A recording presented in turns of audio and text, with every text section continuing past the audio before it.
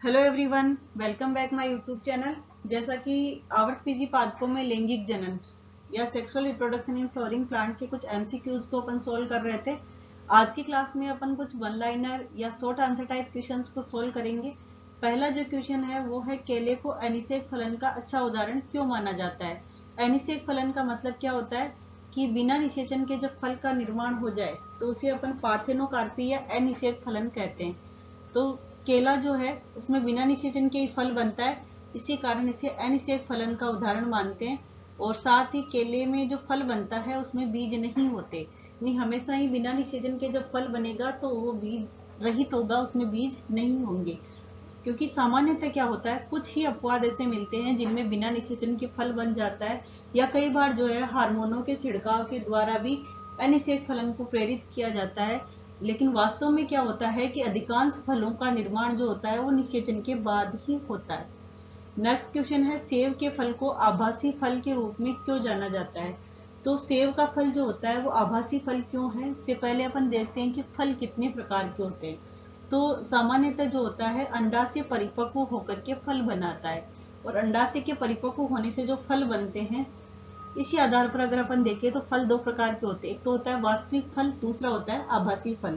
वास्तविक फल वो होते हैं जिनका निर्माण केवल अंडाशय से होता है, और अगर अंडाशय के अलावा पुष्प के अन्य भाग भी फल को बनाने में काम में आए तो उसे हम कहते हैं आभासी फल।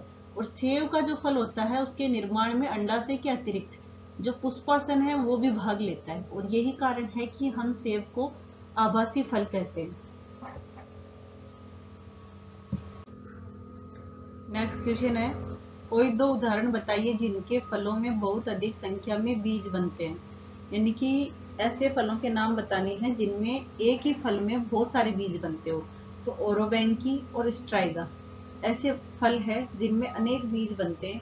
सामान्यतः जो आर्किड होते हैं, आर्किड पादपों के फलों में भी लगभग 1000 के लगभग लघु बीज बनते हैं। यानी कि ये बहुबीजी फल है, बहुत सारे बीज बनते हैं इनमें। सामान्यतः क्या होता है कि एक फल में जितने बीजांड होते हैं उतने ही बीज बनते हैं, क्योंकि एक बीजांड एक बीज बनाता है। तो एक ही फल में एक से ज्यादा बीजांड हो सकते हैं, और जितने बीजांड होंगे उतने ही फल जो है बीज बनेंगे। नेक्स्ट क्वेश्चन है, अनिषेक फल क्या है। अनिषेक फल, जैसा कि अभी देखा था अपन ने पिछले एक क्वेश्चन में, कि बिना निषेचन के जब फल का निर्माण होता है तो उसे क्या कहते हैं, अनिषेक फल कहते हैं। और सामान्यतः केला जो होता है वो अनिषेक फल का बहुत अच्छा उदाहरण है। अनिषेक फल के द्वारा, अनिषेक फलन या पार्थेनोकार्पी के द्वारा जो फल बनते हैं वो बीज रहित होते हैं, इनमें बीज नहीं पाए जाते। किसी एक द्विबीजपत्री भ्रूणपोषी बीज का उदाहरण दें। द्विबीजपत्री भ्रूणपोषी, सबसे पहली चीज कि भ्रूणपोषी बीज कौन से होते हैं। भ्रूणपोषी बीज ऐसे बीज जिनमें भ्रूण के विकास में संपूर्ण भ्रूणकोश को उपयोग में ले लिया जाता है, तो उसे कहते हैं अभ्रूणपोषी बीज। क्योंकि भ्रूण जब अपना विकास कर रहा होता है तो सारे भ्रूणकोश को काम में ले लेता है और बीज में भ्रूणकोश नहीं बचता। तो अभ्रूणपोषी या नॉन एल्बुमिनस बीज होते हैं। लेकिन कुछ बीज ऐसे होते हैं जिनमें कि भ्रूणीय विकास के दौरान भ्रूणकोश को उपयोग में लेने के बाद भी, भ्रूण के विकसित हो जाने के बाद भी भ्रूणकोश बीज में बचा हुआ रह जाता है, तो उसे कहते हैं भ्रूणपोषी या एल्बुमिनस बीज। तो एल्बुमिनस जो बीज होते हैं वो सामान्यतः एक बीजपत्री बीज होते हैं। एक बीजपत्री सामान्यतः जो बीज है वो भ्रूणपोषी होते हैं। लेकिन एक अपवाद स्वरूप अगर अपन देखें तो अरंड जो होता है, अरंड का जो पादप है, अरंड का बीज भी द्विबीजपत्री होते हुए भी भ्रूणपोषी बीज होता है। यानी कि अरंड जो होगा वो द्विबीजपत्री बीज है, जो कैसा होता है, भ्रूणपोषी होता है। नेक्स्ट क्वेश्चन है अपना, अनुन्मिल्य पुष्प किसे कहते हैं। अनुन्मिल्य पुष्प कौन से होंगे। तो पुष्प दो प्रकार के होते हैं, एक तो होते हैं अनुन्मिल्य और दूसरे जो होते हैं वो होते हैं उन्मिल पुष्प। तो अनुन्मिल्य पुष्प द्विलिंगी पुष्प होते हैं जो कभी नहीं खुलते। यानी कि ऐसे पुष्प जिनके जो पुमंग और जायांग है वो बाह्य दलों या दलों के द्वारा ढके हुए रहते हैं, बंद रहते हैं। ऐसे पुष्प जो हमेशा बंद रहते हैं, कभी नहीं खुलते या कभी नहीं खिलते, उन्हें कहते हैं अपन अनुन्मिल्य पुष्प। जैसे कि कोमेलाइना, वायोला, ये सारे जो होते हैं अनुन्मिल्य पुष्प होते हैं। इनके अलावा कुछ जो पुष्प होते हैं जो कि खिलते हैं या फूलते हैं, यानी कि जिनके पुमंग और जायांग जो होते हैं वो ओपन होते हैं यानी कि खुलते हैं, उन्हें कहते हैं उन्मिल पुष्प। और कोमेलाइना जो है, वायोला जो है, इनमें दोनों तरह के पुष्प मिलते हैं। कुछ पुष्प तो होते हैं इनके जो कभी नहीं खिलते, और कुछ होते हैं जो कि खुले हुए रहते हैं। इनकी उन्मिल और अनुन्मिल दोनों प्रकार के होंगे। बहुभ्रूणता क्या है? पोली एम्ब्रियोनी या बहुभ्रूणता क्या होगी? सामान्यतः क्या होता है, एक ही बीजांड से एक ही बीज बनता है और एक बीज में एक ही भ्रूण होता है। लेकिन जब कुछ पौधों में एक ही बीजांड में से एक ही बीज बने, परंतु एक ही बीज में एक से ज्यादा भ्रूण विकसित हो जाए, तो इसे कहते हैं बहुभ्रूणता। यानी कि बीजों में एक से ज्यादा भ्रूणों का पाया जाना क्या कहलाता है? बहुभ्रूणता। सामान्यतः जो सिट्रस पादप होते हैं या आम के जो पौधे होते हैं, सिट्रस यानी कि जो नींबू वर्गीय पौधे हैं, नींबू नारंगी, और आम के पौधों में बहुभ्रूणता देखने को मिलती है। एक ही बीज में आपको एक से ज्यादा भ्रूण मिलेंगे। नेक्स्ट है, पार्थेनियम पादप से विकसित कौन सी रचना मानव में एलर्जी रोग उत्पन्न करती है? तो पार्थेनियम जो पादप है, जिसको अपन कैरेट ग्रास या गाजर घास कहते हैं, उसके पराग कणों से मानव में श्वसनीय विकार उत्पन्न होते हैं, श्वसनीय वेदना और एलर्जी उत्पन्न होती है। नेक्स्ट जो रहेगा अपना नेक्स्ट क्वेश्चन है, मादा युग्मकोद्भिद का अन्य नाम बताइए। मादा युग्मकोद्भिद यानी कि फीमेल गेमेटोफाइट का दूसरा नाम क्या होगा? तो फीमेल गेमेटोफाइट या मादा युग्मकोद्भिद को भ्रूण कोष या एम्ब्रियोसेक भी कहते हैं।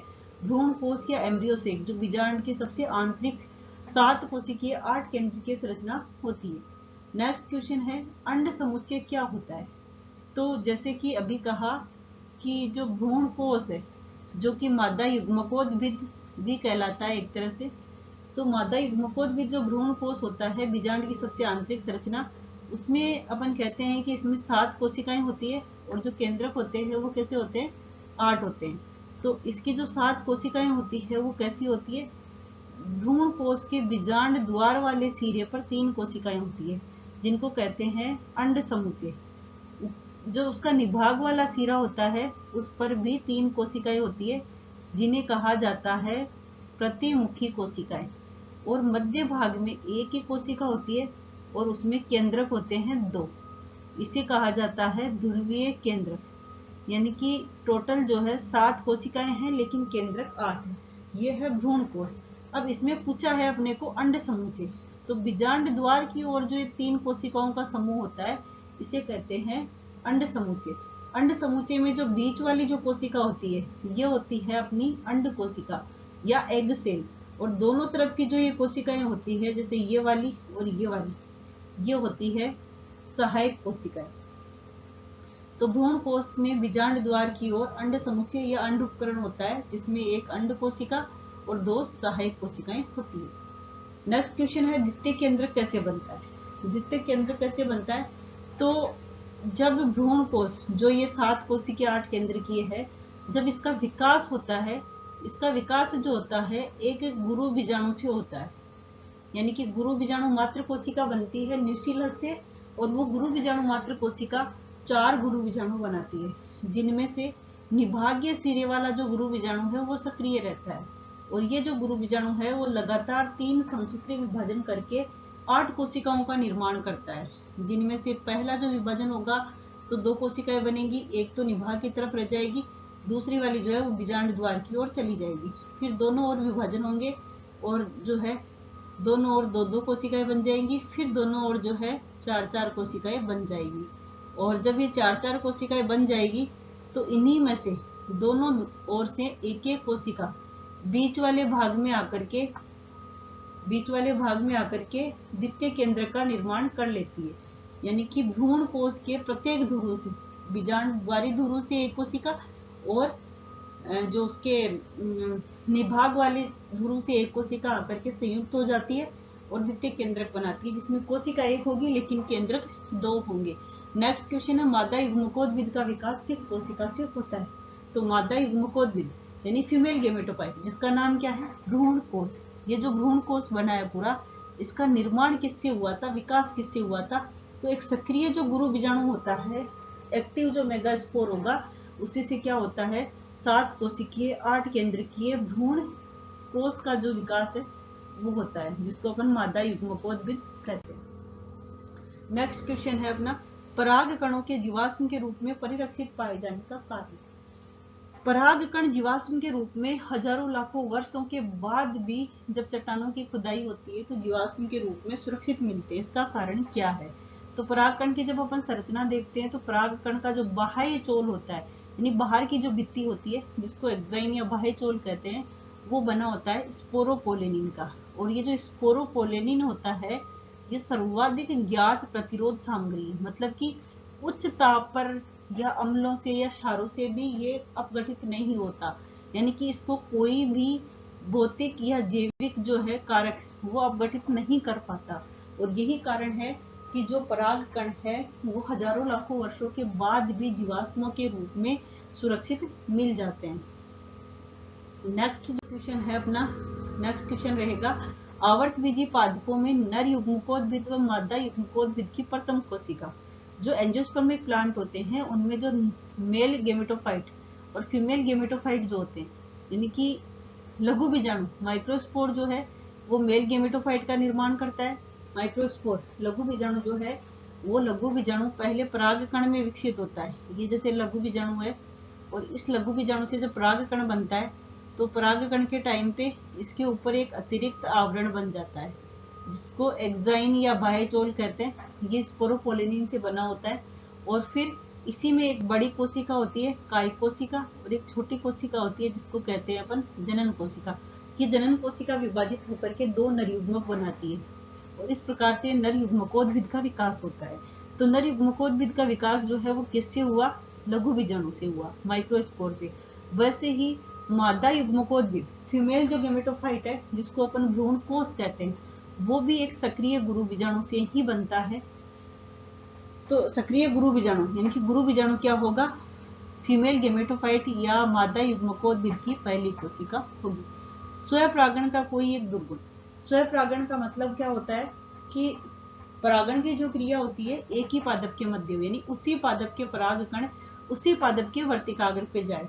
तो इससे जो दुर्गुण आता है, लंबे समय तक अगर स्वपरागण होता रहे तो अंतः प्रजनन अवनमन हो जाता है, यानी कि विविधताएं उत्पन्न नहीं होती और अच्छे लक्षणों का ह्रास होने लगता है। घास फूल एक बीजपत्री के पादपों के बीज पत्र को किस नाम से जाना जाता है? एक बीजपत्री जो पादप होते हैं, जैसे कि घास के पौधे होते हैं, इनके बीज में जो बीज पत्र मिलता है उस एक बीज पत्र को अपन जो जानते हैं वो जानते हैं स्क्यूटेलम के नाम से। इसका जो मैक्सिमम जो भाग होता है ऊपर की ओर, इसको अपन बीज पत्र कहते हैं। और इस बीज पत्र का ये जो बीज पत्र होता है वो एल्यूरोन प्रोटीन की परत से घिरा रहता है और इसको अपन कहते हैं इस बीज पत्र को स्क्यूटेलम। नीचे वाले जो भाग है इसमें यहाँ पर भ्रूण कोष भी पाया जाता है और इसी में भ्रूणीय एक्सिस होता है। भ्रूणीय एक्सिस में एपिकोटाइल वाला जो भाग होता है यहाँ पर, इसको कहते हैं अपन प्रांकुर चोल। उसके बाद में इसमें होता है प्रांकुर। और हाइपोकोटाइल वाला जो भाग होता है उसमें इसमें मिलता है अपने को मूलांकुर चोल, फिर मूलांकुर और सबसे नीचे होता है मूलगोप। तो ये सारी संरचनाएं जो हमें मिलती है एक बीजपत्री में, इनकी कुल मिला के अपन एक बीजपत्री, जिसमें कि एक ही बीजपत्र होता है, उसको कहते हैं स्क्यूटेलम। नेक्स्ट क्वेश्चन है अपना, खिलाड़ियों व धावकों अश्वों की कार्य क्षमता बढ़ाने के लिए पुष्प में बनने वाली कौन सी रचना उपयोगी है? तो जो खिलाड़ी होते हैं, जो धावक होते हैं या जो अश्व होते हैं, इनकी अगर कैपेसिटी कार्य क्षमता बढ़ानी होती है या इनमें ऊर्जा की मात्रा बढ़ानी होती है, मतलब एनर्जी ड्रिंक के फॉर्म में इनको जो दिया जाता है वो होता है पराग कण। पराग कण जो होते हैं वो ऊर्जा से भरपूर होते हैं। तो पराग कणों को पराग उत्पाद के रूप में सिरप या गोलियों के रूप में खिलाड़ियों या धावकों के द्वारा उपयोग किया जाता है जो एनर्जी से भरपूर है। स्त्री केसर के उन भागों के नाम लिखिए जो फल और बीजों में विकसित होते हैं। स्त्री केसर जिसके 3 भाग होते हैं, अंडाशय, वर्तिका और वर्तिकाग्र। अंडाशय के अंदर मिलता है बीजांड। तो अंडाशय जो होता है ये परिपक्व होकर के बनाता है फल, यानी अंडाशय किसमें विकसित होगा? फल में। और जो बीजांड है वो परिपक्व होकर के बनाता है बीज। अंडाशय से फल बनता है और बीजांड से बीज बनता है।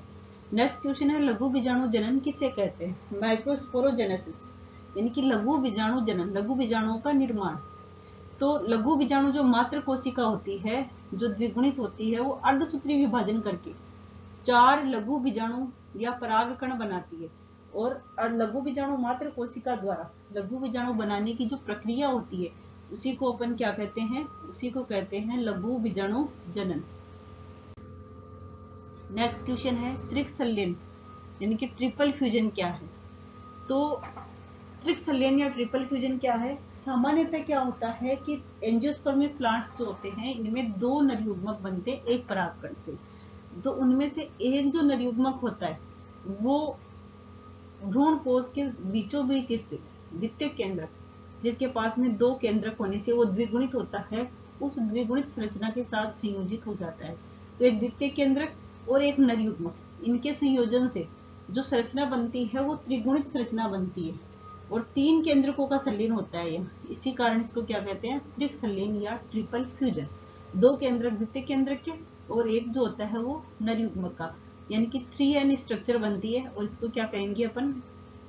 ट्रिपल फ्यूजन या त्रिकसल्यन, जिसके फलस्वरूप प्राथमिक भ्रूणपोष केंद्रक क्या बनेगा? पहले प्राथमिक भ्रूणपोष केंद्रक PEN, प्राइमरी एंडोस्पर्म न्यूक्लियस बनता है, जो समसूत्री विभाजन करके भ्रूणपोष में बदलता है। नेक्स्ट क्वेश्चन है द्विनिषेचन या डबल फर्टिलाइजेशन क्या है? तो आवर्तबीजी जो पौधे हैं, इनमें क्या होता है? एक जो नरयुग्मक है, क्योंकि परागकण से 2 नरयुग्मक बनते हैं और वो पराग नलिका के द्वारा बीजांड में प्रवेश करते हैं।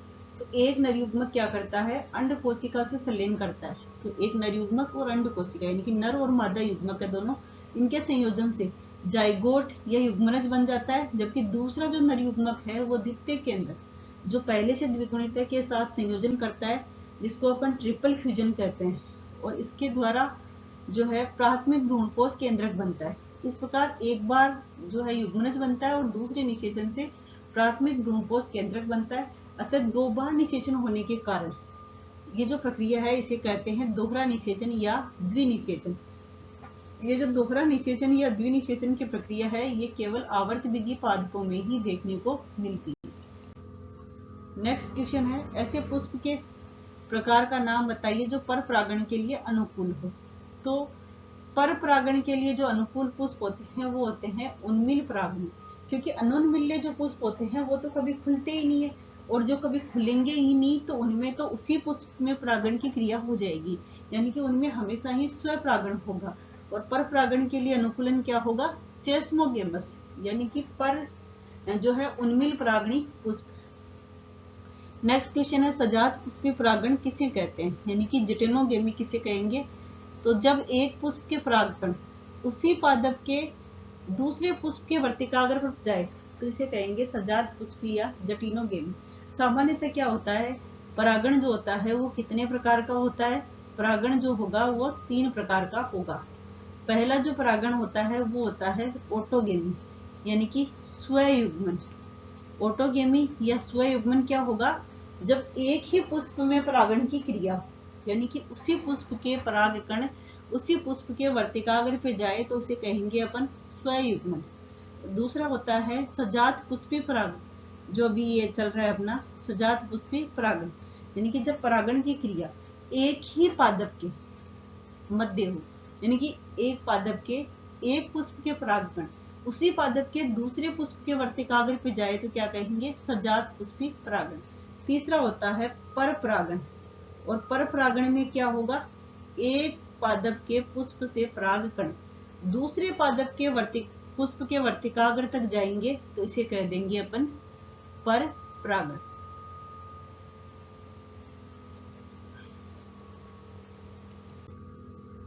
नेक्स्ट क्वेश्चन है वाटर लिली में परागण किसके द्वारा होता है? तो वाटर लिली सामान्यतः जलीय पौधा है, तो इसका मतलब है कि इसमें जल परागण होना चाहिए, लेकिन जलीय पादप होते हुए भी वाटर लिली में जो परागण होता है वो कीटों या वायु द्वारा होता है, यानी कीट परागण होता है इनमें या फिर वायु परागण होता है।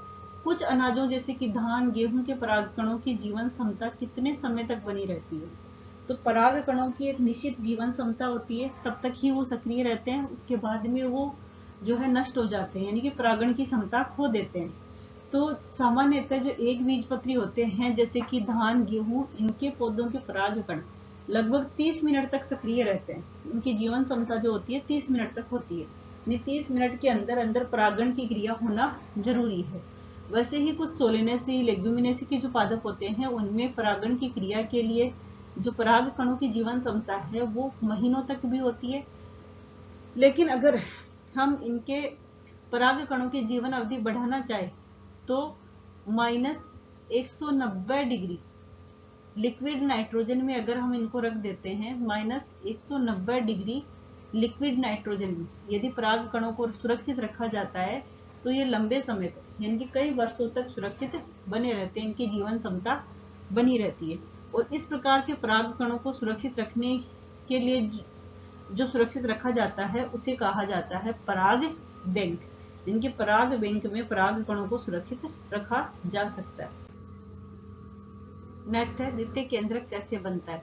तो पराग कोश जो होता है उस पराग कोश के निर्माण के टाइम उसके निभाग से एक केंद्रक आ जाता है मध्य भाग की ओर, और बीजांड द्वार से एक केंद्र जो है वो मध्य भाग की ओर आ जाता है, और दो केंद्रकों के संलयन से जो संरचना बनती है मध्य भाग में उसे हम कहते हैं द्वितीय केंद्रक। नेक्स्ट जो क्वेश्चन है, मादा युग्मकोद्भिद का विकास किस कोशिका से होता है। तो मादा युग्मकोद्भिद फीमेल गेमेटोफाइट जिसको अपन भ्रूण कोश कहते हैं उसका जो विकास होता है वो गुरु बीजाणु से होता है। बीजांड अपने लिए भोज्य पदार्थ किससे प्राप्त करता है। तो बीजांड जो होता है जो अंडाशय के बीजांडासन से जुड़ा होता है, और वो जो बीजांडासन के जिस भाग से जुड़ा होता है उसे कहते हैं अपरा। तो बीजांडासन से जो है अपना भोज्य पदार्थ प्राप्त करता है बीजांड। लेकिन जब बीजांड में निषेचन हो जाता है तो निषेचन के बाद जो भ्रूण होता है वो भ्रूण अपना पोषण जो है वो भ्रूण पोष से प्राप्त करता है, जो त्रिगुणित रचना है भ्रूण पोष एंडोस्पोर्म। तो आज की क्लास में अपन ने कुछ इंपॉर्टेंट क्वेश्चंस को सोल्व किया। आज की क्लास में बस इतना ही। मिलते हैं नेक्स्ट क्लास में कुछ और न्यू क्वेश्चंस के साथ में, और पिछले सालों में जो बोर्ड में इस चैप्टर से रिलेटेड जितने भी इंपॉर्टेंट क्वेश्चंस आए हुए हैं उनको भी हम साथ में डिस्कस करेंगे। Thank you watching for my video. मिलते हैं नेक्स्ट वीडियो में।